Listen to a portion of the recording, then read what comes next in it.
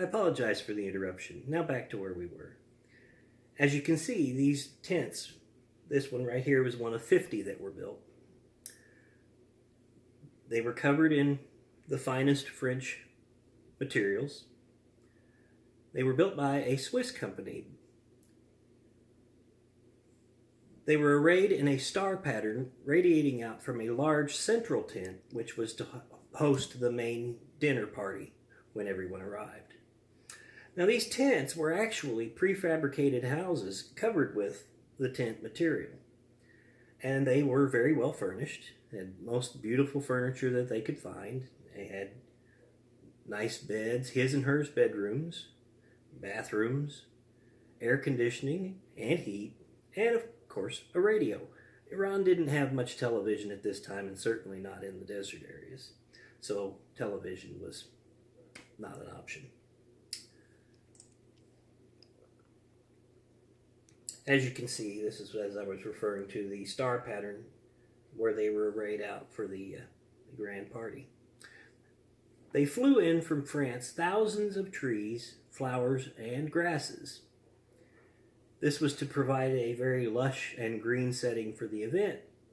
The only problem with that is, in a desert, you don't get the same kind of grass to grow that they do in France. Same goes with the trees and the flowers, and they tried watering everything, but much of the landscaping began to die before they ever got anybody there to see it.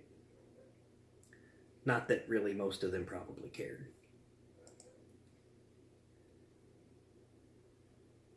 They also flew in thousands, and the number has varied. They think maybe 50,000 sparrows, so that they would have songbirds flying around, making a beautiful scene.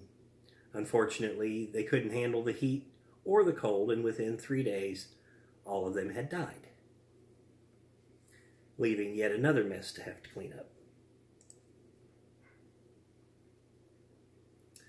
Maxime's of Paris, one of the world's most famous restaurants frequented by the high and mighty, closed their main restaurant in Paris for the entire time and took their entire staff in the kitchen and the wait staff, took them all to Iran. Most of them had never left Paris.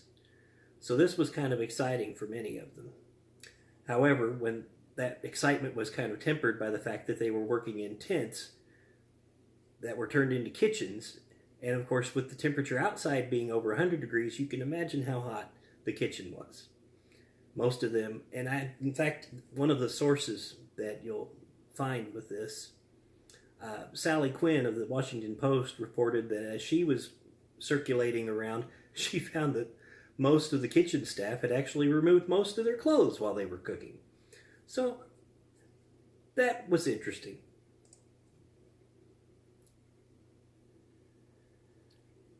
When planning began, several of the Shah's exiled enemies, you could call them enemies, you could call them critics. Most of them were the Muslim clerics, including one named Ayatollah Ruhollah Khomeini. He would become famous later, and we'll get to that. He felt that with many Iranians so poor that they couldn't afford the everyday basics, the country had no business inviting in all these people from out of the country for nothing more than a show, basically. This was a quote from the Ayatollah. "Let them go all the way to Mars or beyond the Milky Way. They will still be deprived of true happiness, moral virtue, and spiritual advancement, and be unable to solve their own social problems," Khomeini exclaimed. Honestly, I don't think the Shah really cared, one way or another. Whatever the true feelings, he kept on going with the party.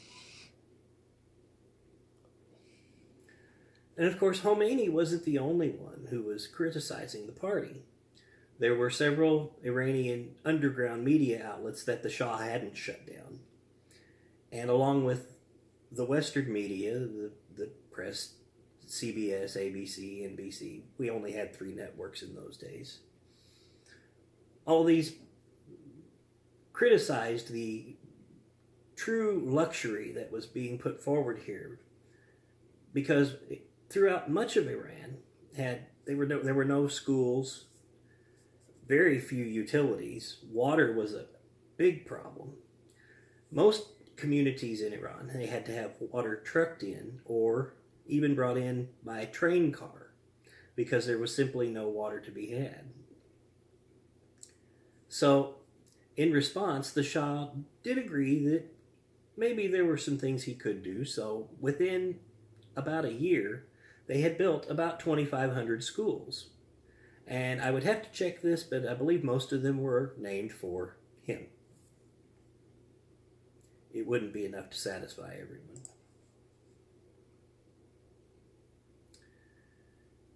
And like I said, the Shah was not dissuaded by the criticism. The planning and building went on unabated.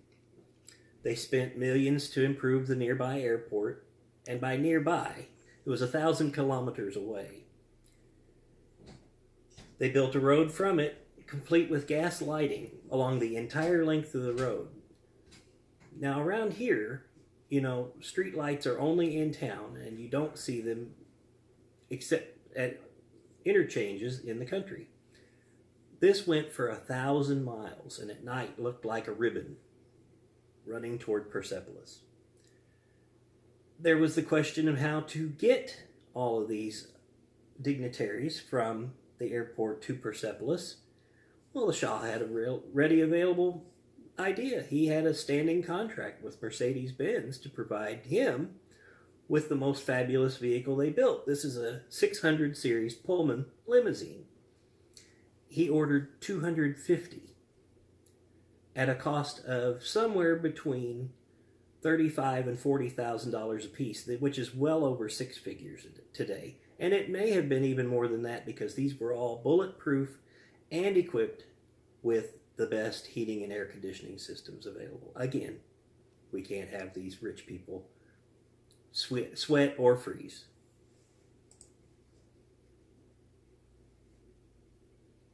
The night of the party, the guests dined in regal splendor in the large central tent, which had flowing draperies and very ostentatious gold and ornamentation.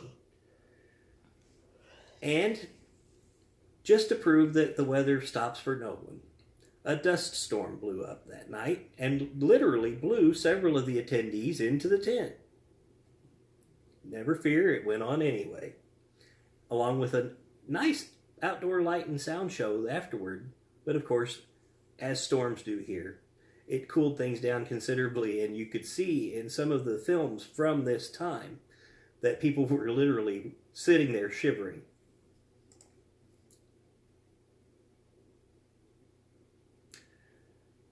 When it came to the food, Maxim's served almost 3 tons of beef, pork, and lamb. This is in one night. 2,800 pounds of game and fowl, including 92 peacocks.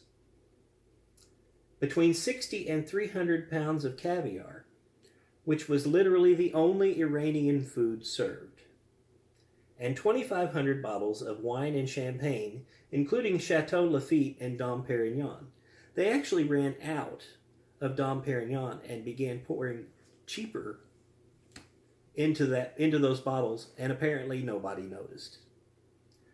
All of the food, with the exception of, as I mentioned, the Iranian caviar, was airlifted in from France, along with 3 tons of ice just to keep it cool.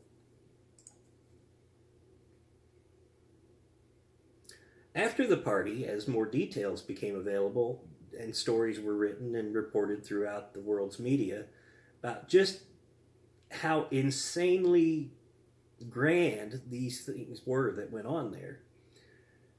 Extravagance is a good word, yes. More voices were raised, along with Khomeini's, in criticism of the Shah. Demonstrations happened, and not just in Iran. They also happened elsewhere in the Middle East. It was at this time that terrorism began to become a real problem. And a lot of it had to do with people seeing that what the Shah was doing was really wrong.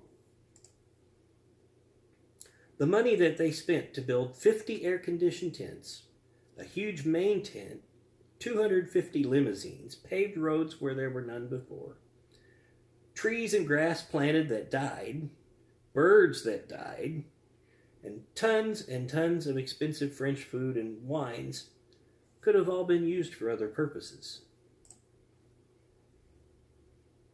The problem is that we're never going to know how much was actually spent to defy the weather for this party.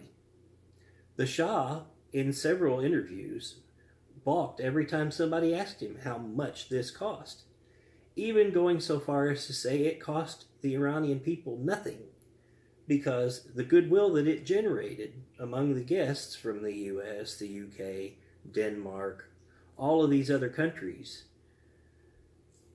would bring in money to Iran, and it would more than pay for itself. And unfortunately, I don't know if he was just bragging or if he had no idea or people told him lies just because it was what he wanted to hear. It didn't work out that way. But soon enough, it would cost the Shah everything. Now, there have been some scholars over the years, because we do know what it costs to build a prefabricated home, what it costs to build a Mercedes limousine, air conditioning systems, food. These are all knowns. The cost that they assigned to these things added up to somewhere between $650 million and $1 billion. And that's in 1971 dollars, not today. It would be 6.3 billion today. Just think what that could do.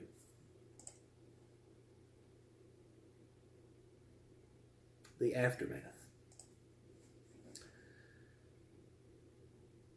Over the next several years, Khomeini continued to criticize the Shah from Iraq. And more people, as I said, joined with him. The problems of Iran were not solved by this party. In fact, many were made worse. And many Iranians started to agree with the Ayatollah that the Shah's way was not the way that Iran should be. In 1978, Khomeini moved from Iraq to France, where he had connections and was able to plan what his next move would be. In the meantime, the people of Iran began having a revolution. They were going to take their country, and the Shah was going to have to listen to them.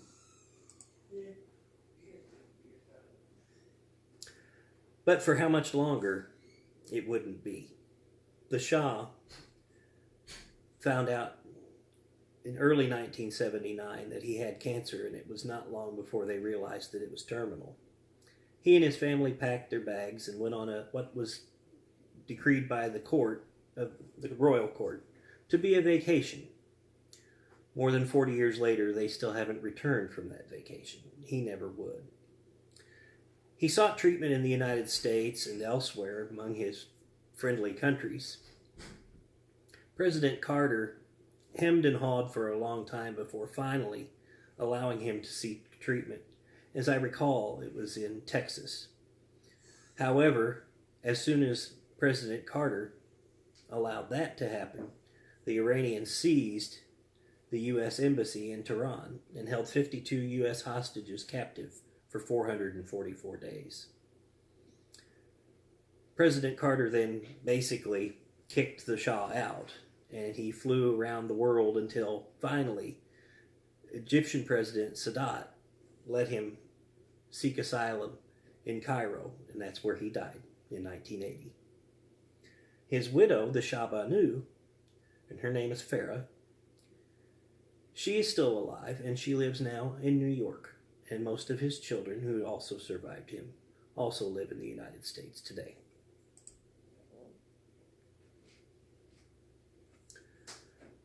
Ayatollah Khomeini returned from France to Iran in February 1979, and he assumed complete control.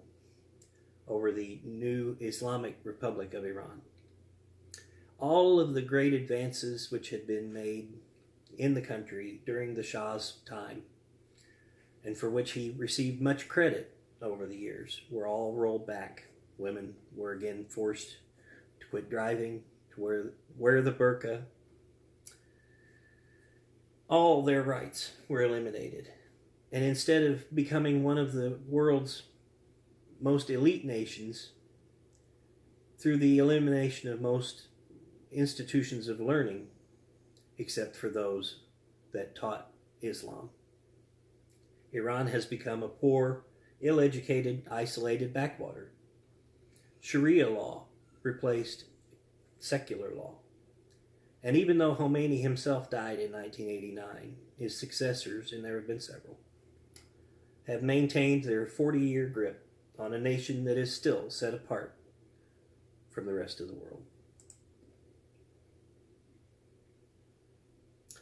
Following the celebration, workers went back to Persepolis to do an inventory of the tents. Most of the furnishings were stripped to the bare walls. No one really knows where everything went. Some say that the guests took whatever they felt they wanted, and the workers took the rest. Nobody will ever know. The tent city was allowed to fall into disrepair. And today, the Islamic regime has a sign next to the village that has the following words on it: "Examine what your predecessors did and learn a lesson." And it all started with a party in the desert.